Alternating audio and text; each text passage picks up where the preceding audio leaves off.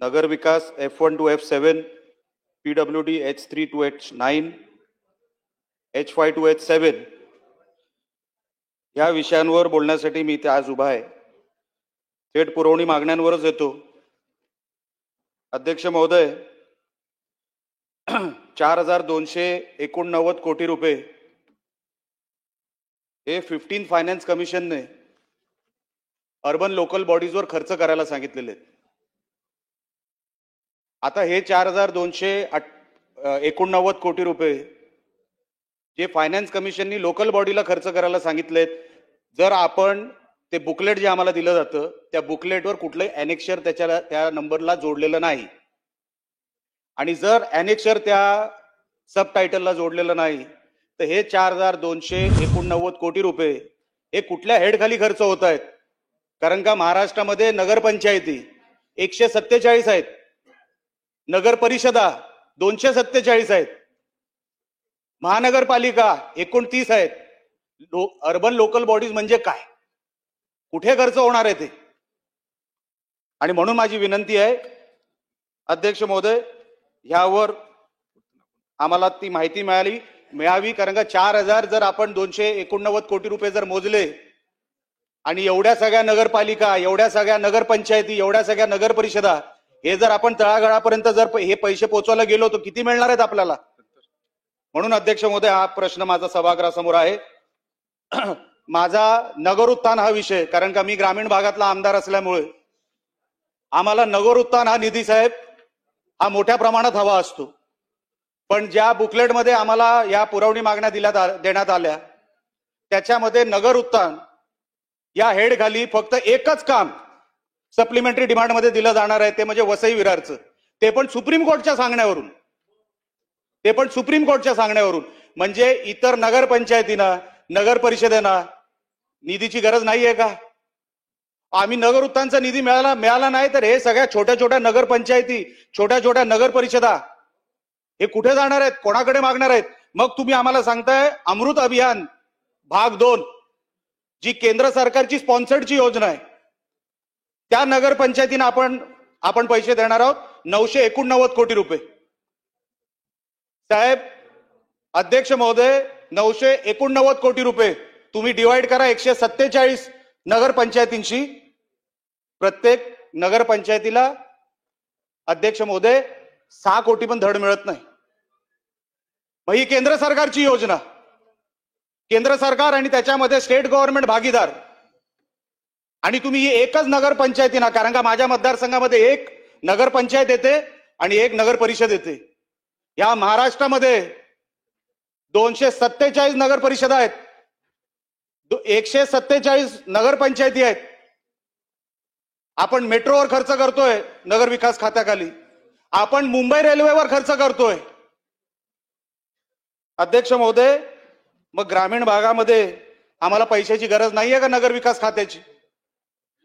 अहो, नगण्य काहीतरी पैसे आम्हाला मिळतात आमच्या तिकडच्या नगरपंचायतींना, आम्ही कोणाकडे जाऊन मागायचं?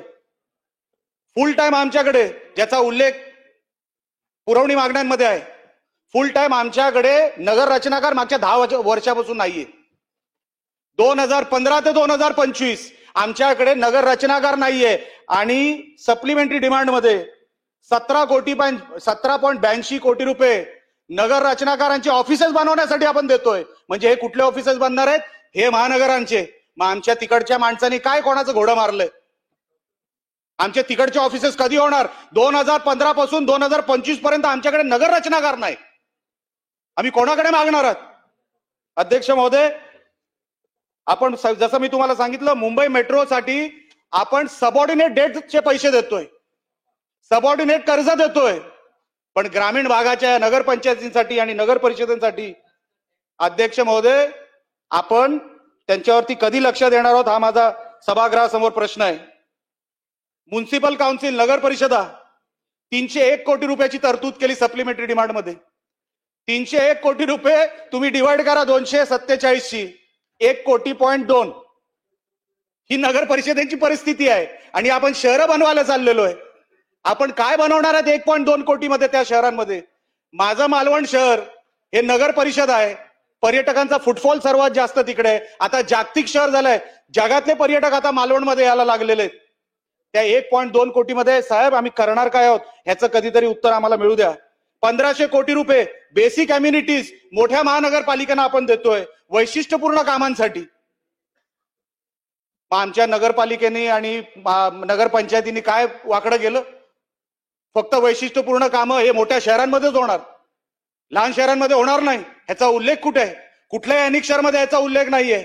आणि आम्ही गव्हर्नमेंट रेकॉर्ड प्रमाणे आम्ही तुम्हाला सांगतो साहेब, या सगळ्या नगरपंचायती आणि या सगळ्या नगर परिषदा यांना पैसे कसे देणार या नगर विकास खात्याच्या माध्यमातून. आणि मला विश्वास आहे शिंदे साहेब या खात्याचे मंत्री आहेत, ते 100% ग्रामीण भागातल्या या लहान लहान शहरांना न्याय देतील हा माझा विश्वास आहे. तरी देखील मी सभागृहाच्या माध्यमातून मी आपल्याला विनंती करणार आहे की आपण जेवढं या महानगरपालिकांवर लक्ष देता तेवढं नगर परिषदेवर आणि नगर पंचायतींवर पण आपण तेवढंच लक्ष द्यावं एवढी मी आपल्या समोर विनंती करणार आहे. येतो पीडब्ल्यूडी वर साहेब अनेक विषयांवर आपण इथे खर्च करतोय. साहेब जर तुम्ही बुकलेट वाचलं पूर्ण, मला असं वाटत होतं की काही सिनियर सदस्य अनेक्षर वाचून येत असतील, पण एकाने या विषयाचा उल्लेख केलेला नाही. अध्यक्ष महोदय, आपण एअरपोर्ट आणि एरोड्रोम पण बनवतोय पीडब्ल्यूडी मध्ये, आपण रेल्वेचे वॉर्ड बनवतोय पीडब्ल्यूडी मध्ये, आपण रिंग रोड तर बनवतोच आहे. आपण अनेक हेड उघडून ठेवलेत, हजार रुपयाचे टोकन सप्लिमेंटरी देऊन आपण जवळपास 8-10 हेड उघडलेले. आता ते 8-10 हेड ते कधी रूपांतर सप्लिमेंटरी मध्ये त्यांचं कधी त्यांना पैसे मिळणार हे त्यांना माहित. आता ओव्हर टाइम अलाउन्स, पब्लिसिटी या सगळ्या गोष्टींवर पीडब्ल्यूडी खातं हे खर्च करतंय. माझी विनंती आहे मंत्री महोदय, अध्यक्ष महोदय, की कोकण आणि मी नेहमी सांगत आलेलो, मी 2 मिनिटात माझं संपवतोय अध्यक्ष महोदय. कोकणामध्ये जो काय पाऊस पडतो आणि त्याच्यामध्ये तुम्ही जो एमडीआर आणि ओडीआरचे रस्ते बनवताय, एमडीआर ओडीआरचे रस्ते आपण बनवताय, ब्रिजेस आपण बनवताय, 1500 कोटीची तरतूद आपण केलेली आहे.